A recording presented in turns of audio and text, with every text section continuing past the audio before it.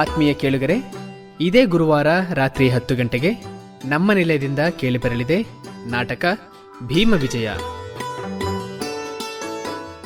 5 ಧೀರ ಮಕ್ಕಳ ಮಧ್ಯೆ ಕುಳಿತಿದ್ದೇನೆ.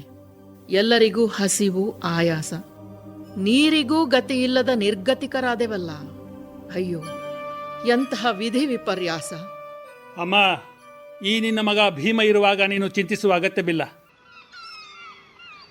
ಸ್ವಲ್ಪ ಗಮನವಿಟ್ಟು ಕೇಳು.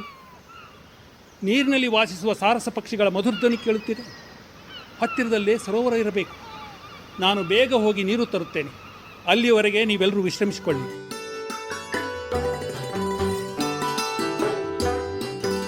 ಕೇಳಲು ಮರೆಯದಿರಿ, ಇದೇ ಗುರುವಾರ ರಾತ್ರಿ 10 ಗಂಟೆಗೆ ನಾಟಕ ಭೀಮ ವಿಜಯ.